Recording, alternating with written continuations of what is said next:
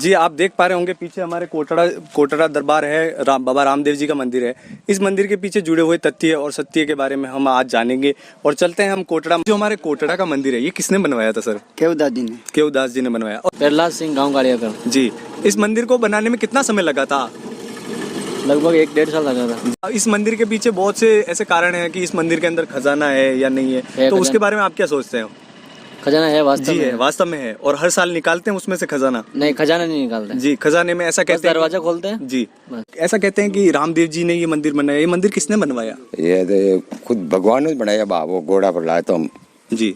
और ये मंदिर जितना बाहर से बना हुआ है, क्या अंदर से भी उतना ही है? अंदर भी हो ही, थोड़ी टेकड़ी है, ऊंचाई भी है। जी।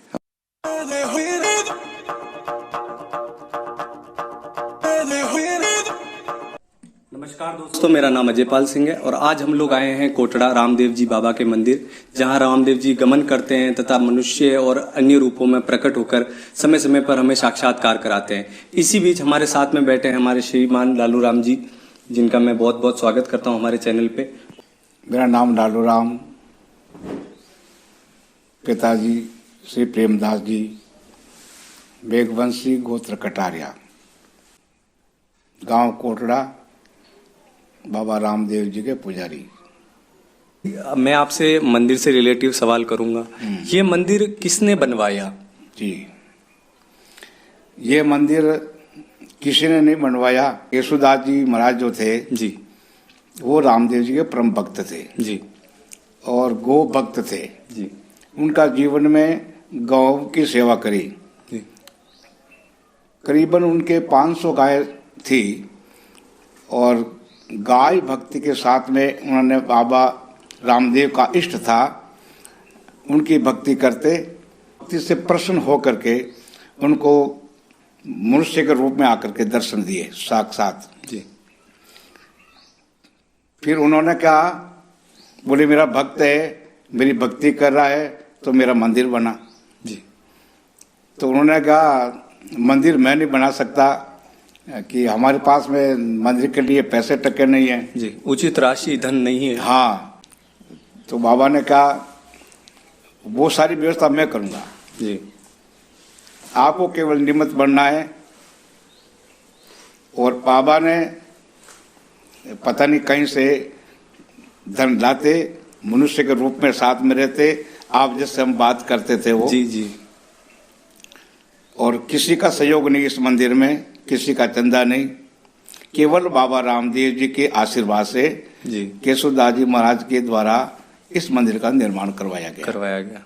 जी। कोटड़ा के अंदर क्या कारण रहा? हमारे जो रामदेव जी महाराज हैं, उनका मंदिर रूणेजो में पहले बन चुका है, पहले से ही वो वहां पे हैं, परंतु क्या कारण रहा कि उनका मंदिर कोटड़ा में भी बनाना पड़ा?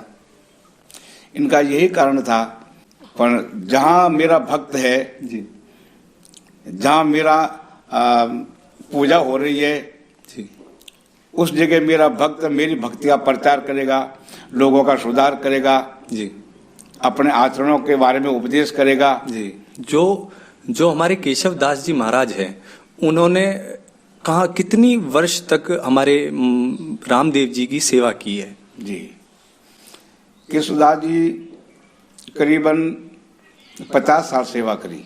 जो हमारे केशव दास जी महाराज है, उनकी शादी के पीछे भी एक बहुत बड़ा चमत्कार रहा था। उनकी शादी के बाराती कहाँ से आए थे, उन्होंने शादी की तो वो ससुराल कहाँ पे था, फिर जब सगाई हुई तो उस वक्त क्या प्रोसीजर रहा होता, तो उसके बारे में आप कुछ बताइए। शादी रामदेव केशवदास जी की शादी के बारे में ये चमत्कार है कि केशवदास जी ने मना कर दिया था शादी के लिए। जी। तो रामदेव जी महाराज ने क्या बोले, शादी करनी पड़ेगी। जी। भक्ति ग्रस्त में भी हो सकती है, ऐसा नहीं है कि ग्रस्त को नहीं करने से या त्यागने से भक्ति होगी। जी जी जी। रामदेव जी ने यह बताया कि मैं भी तो ग्रस्त था, मेरे भी तो नेत्र दे रानी थी जी, मैंने शादी करी तो तेरे को शादी करनी पड़ेगी। जी। फिर रामदेव जी का कहना माना जी। और फिर उनका जो ससुराल था, उनके ससुराल वाले झाक में रहते थे। जी। झाक डूडवा है ना, हाँ, वहां पे। जी जी। तो केशवदास जी ने एक शर्त करी थी कि वो लड़की को सामा लेकर के आए। जी, सामा को आप थोड़ा विस्तृत करेंगे? सामा का मतलब है अपने घर से यानी बीच में आए, अच्छा फिर मैं शादी करने के तैयार हूँ, जी तो वो लोग इस शर्त को भी मान गए जी। और फिर ब्यावर के पास में सेदरिया गांव है, वहां आकर के बसे। अच्छा फिर केशवदास जी की बारात यहाँ से गई जी। और रामदेव जी उनके साथ में गए थे। उस बारात में उस बारात में जिस जगह रामदेव जी बैठे थे, केशवदास जी की जो पाणी ग्रहण संस्कार हुआ था, उस जगह आज भी रामदेव जी का मंदिर बना हुआ है जी। उसका यही है कि यहाँ केशवदास जी ने शादी करी थी, उसकी चौरी बनी हुई थी, जी पाणी ग्रहण संस्कार हुआ। अच्छा, वो आज भी इतिहास के पन्नों में कहीं ना कहीं है। हाँ। फिर उनके संतान हुई, जी ग्रस्त रहे जी। और फिर केशवदास जी अपना समय देख लिया कि अब मेरे को या नहीं रहना संसार में, जी तो विक्रम संवत 1926 जी को उन्होंने फिर जीवित समाधि समाधि में बैठ गए। जी जीव समाधि मंदिर में एक ही है केशवदास जी की, बाकी उनके बाद में जो पुजारी हुए वो शरीर छोड़ने के बाद में उनकी समाधि लगाई गई, वो बाहर है जी। अच्छा, वो मंदिर से आगे की तरफ में? आगे की तरफ में है जी, इसलिए मंदिर के बीच में समाधि है। अच्छा मंदिर बनने के बाद में समाधि दी। जी। अब जैसा अब इस मंदिर के बारे में कहा जा रहा है, मंदिर के अंदर क्या वाकई में कोई खजाना है? जो कि हर साल ऐसा कहते हैं, हमारे बीच में एक रूमर है कि हर साल पुजारी जो होते हैं वो दरवाजे खोलते हैं और अंदर से जितना चाहे उतना सोना निकालते हैं और फिर उस सोने से पूजा का जो व्यय है वो खर्च करते हैं। तो क्या इसके पीछे क्या सच्चाई है? इसके पीछे यह सच्चाई है कि मंदिर बनने के बाद में जो धन बचा था वो उसमें डाल दिया गया। जी। फिर केशवदास जी ने समाधि ली, जिसके बाद में वो अंतर्ध्यान हो गया। जी। किसी को दिखता नहीं है, नहीं वो कमरे है भी हमारे साल में एक बार खोलते हैं जी। मंदिर की साफ सफाई मेला के 2 दिन पहले। जी। तो अभी वो खाली है। जी। अभी उनके अंदर ऐसा कुछ भी ऐसा नहीं। कुछ नहीं है जी। अभी आप मुझे ये बताइए कि उनकी जीवित समाधि के कुछ पर्चे मिलते हैं हमें आज भी, या वो भी उनके साथ में वहीं सीमित रह गए? हमारे परिवार के चाहे मैं हूँ चाहे कोई हो, जी। पर जिसकी भावना शुद्ध होती है जी। उसको आज भी दर्शन देते हैं। जी जी। बता रहे आप कौन सी पीढ़ी के हैं? केशवदास, कर्णदास, लाखा जी, पेमा जी और मेरी 5वीं पीढ़ी है। 5वीं पीढ़ी के आप हैं। केशवदास जी के आज आप 5वें वंशज हाँ, हैं। 5वें वंशज। मंदिर के पीछे ऐसा एक तथ्य है कि यहाँ पर 1 लाख से ज्यादा लोग इकट्ठा हो जाए तो यहाँ पे कोई घटना घटित हो जाती है या अशुभ हो जाता है, तो इसके पीछे क्या सत्य है? देखो, आज दिन तक तो ऐसा हुआ नहीं। यहाँ पे जी। लोगों की मान्यता है जी। 2 लाख लोग इकट्ठे होने पर एक की मृत्यु हो जाती है, जी। पर ऐसा अभी तक तो हुआ नहीं जी। और नहीं हमने सुना। जी। बाकी यहाँ पे 1 लाख से ज्यादा इकट्ठे हो चुके हैं पहले? हाँ, पहले हो चुके हैं। जी। आपके जो गुरु हैं हाँ जी। वो कौन है? वो गुरु है पूनम चंद जी जयपाल, रामदेवरा डालेबाई के वंशज। जी। हमारा उनके साथ में प्रसंग रहा, वो यहाँ पधारे थे। जी। जब मैंने दीक्षा ली थी जी। तब 14-15 साल की उम्र थी मेरी। जी। तब से मैंने गुरुजी से दीक्षा ली। उन्होंने मेरे को उपदेश किया, जी। भगवान का नाम दिया। बोले बेटा इस नाम को रखना, मन में दया रखना, धर्म रखना, माता पिता की सेवा करना, जी। अपनी मर्यादा में रहना, जी। जी। झूठ नहीं बोलना, चोरी नहीं करना, ये सारे बात बताई जी। अभी हम जब हरीश जी से बात कर रहे थे, हरीश जी हमारे बहुत करीब हैं, उनसे हम बात कर रहे थे तो वो बता रहे थे कि हम पुजारी हैं, हम बैंगन नहीं खाते। हाँ। तो इस बैंगन नहीं खाने के पीछे क्या वजह रही, वो बता सकते थे? ये तो हमारे जो केशवदास जी थे न जी, वहाँ से ही बैंगन वो नहीं खाते थे जी, इसलिए हमारी परंपरा चली आई, हम भी नहीं खाते जी। हरीश जी हमें बता रहे थे कि आप बहुत से भजन आप दूल सिंह जी को भी लिख के देते हैं, हाँ। आप खुद भी लिखते हैं। हाँ। तो एक आपको जो अच्छा लगे वो भजन हमें थोड़ा सुना देते तो।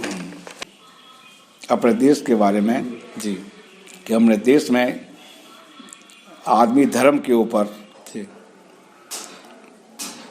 आरूढ़ होकर के यानी बलिदान दे दिया, जी। पर अपने देश की रक्षा करी, अपने धर्म पर अडिग रहा। कर देना तन मन धन कुर्बान, धर्म पर कर देना तन मन धन कुर्बान। ऋषि दधीचि धर्म को जाना और जीवत अस्थि कर दी दाना, वो इतिहास जगत नहीं छाना, अरे पद पाया निर्वाण, धर्म पर कर देना तन मन धन कुर्बान। शिवी धर्म जाना अनमोल, अपना मांस काट दिया तोड़, देखो थे भागवत खोल, गए देवता मान, धर्म पर कर देना तन मन धन कुर्बान। धर्म पर देखो महात्मा गांधी, झेली अंग्रेजों की आंधी, वे तो पांच धर्म की बांधी, और देश करे सम्मान, धर्म पर कर देना तन मन धन कुर्बान। जी। शेखर भक्त सुभाष अनेकों, हो गए अमर धर्म पर देखो, लालू राम कहाँ तक लेको, अरे भारत देश महान, धर्म पर कर देना तन मन धन कुर्बान। अरे वाह, बहुत ही सुंदर है। आपको मैं बताता हूँ, इन्होंने एजुकेशन इनकी इतनी नहीं है, लेकिन इनकी नॉलेज जो है वो बहुत है। आप बीच में देखिए, आपने शिक्षा कहाँ तक प्राप्त की है सर? मैं शिक्षा यहीं से इस स्कूल से प्राप्त करी जी। और ज्यादातर शिक्षा आप जैसे संत आते हमारे यहाँ, उनसे संपर्क होता रहता है जी। बाकी मेरे पास में जो धर्म ग्रंथ है जी, उनसे प्राप्त करी जी। मैं गीता पढ़ता हूँ, रामायण पढ़ता हूँ, महाभारत पढ़ता हूँ, उपनिषद पढ़ता हूँ जी। आप अपने अध्ययन को हमेशा जारी रखते हैं, उन्हें निरंतरता करते रहते हैं। अभी मेरा ये सवाल है कि हमारे जो रामदेव जी बाबा हैं, इन्हें पीर बाबा के नाम से भी लोग जानते हैं। इन्हें ख्याति मिली हुई है पीर बाबा के नाम से। इन्हें हम हिंदू धर्म व मुस्लिम धर्म दोनों धर्म के लोग पूजते हैं। तो कहीं ना कहीं बाबा हम दोनों धर्मों को एक करके हमें मिलने के लिए, हमें साथ रहने के लिए, हमें मिलजुल कर रहने के लिए प्रेरित करते हैं। तो इस बात पे आपका क्या मैसेज है जो हमारे लोगों को देना चाहें आप? रामदेव जी एक ऐसे व्यक्ति थे, व्यक्ति तो मैं भगवान कहता हूँ, व्यक्ति की बात नहीं है, वो व्यक्ति का रूप थे, व्यक्ति के रूप थे, मगर वो मानव को जोड़ के रखना चाहते थे जी। वो मनुष्य को अलग नहीं करना चाहते थे जी। चाहे कोई भी वर्ण से हो, चाहे हिंदू हो, चाहे मुसलमान हो, चाहे सिख हो, ईसाई हो जी, सब हम इस देश के हैं, सभी उस एक परमात्मा की संतान है जी। कि मदिरा मांस का सेवन नहीं करना जी, हिंसा नहीं करना जी। तो ऐसी कोई चीज है जो मंदिर में आपको लगा है कि ये अजीब है या ये वाक्यांश थोड़ा अलग है? वहाँ उस क्षेत्र में जाते हैं तो हमारा भाव ही बदल जाता है जी। आपे क्या महसूस होता है? हमें यह महसूस होता है वहाँ पर शांति मिलती है जी। यानी ऐसा होता है कि बाबा अपने साथ में यहाँ मौजूद है। अच्छा, और अगर आप हमारे जो यूथ है, हमारे जो युवा साथी हैं, जो हमारे लोग हैं, आप उनको अगर कोई मैसेज देना चाहें तो आप क्या मैसेज देंगे? यही मैसेज देना चाहता हूँ मैं, युवा साथी है जी, यानी देश के बारे में सोचें जी, अपने समाज के बारे में सोचें, अपने माता पिता के बारे में सोचें, हमारे भारत की संस्कृति बनी रखाए जी, चाहे कितना भी कष्ट आ जाए पर अपने धर्म में अडिग रहे जी, अपने धर्म के साथ वे अटूट रहे। देखिए, ये थे हमारे साथ में लालू राम जी। इनकी अगर बातें अगर आपको अच्छी लगी हो तो आप हमें जरूर बताइए, और आपको अगर हमारी बातों में से हमारा कॉन्सेप्ट अच्छा लग रहा है, लाइक करिए, शेयर करिए, सब्सक्राइब करिए हमारे चैनल को, और कमेंट में जय बाबारी जरूर लिखें। धन्यवाद। बाबा